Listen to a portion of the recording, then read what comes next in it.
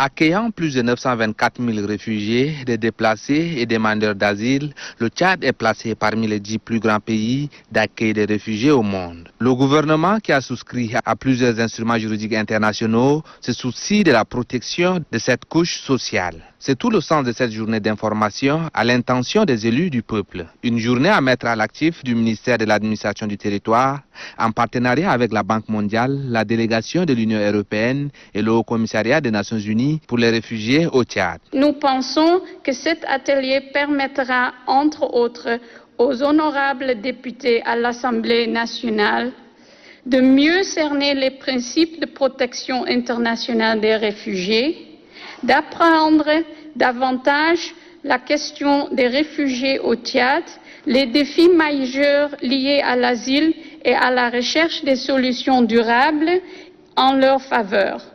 Le directeur général du ministère de l'administration du territoire se réjouit de cette journée d'information.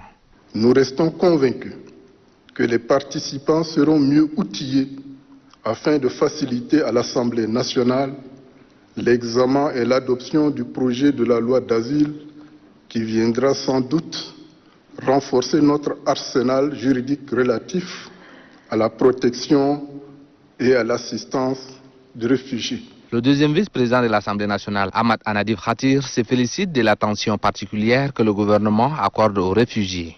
Longtemps meurtri par les affres de la guerre qui l'a profondément affaibli et déstabilisé, et grâce à la détermination aux efforts du maréchal du Tchad, son Excellence M. Idriss Déby Itno, président de la République, notre pays est remis sur l'orbite de la stabilité. Depuis lors, le Tchad est devenu un îlot de paix dans un océan d'insécurité. Ahmad Anadif Khatir exhorte les députés à plus d'attention pour capitaliser les connaissances de nature, à renforcer l'exercice de leur mission.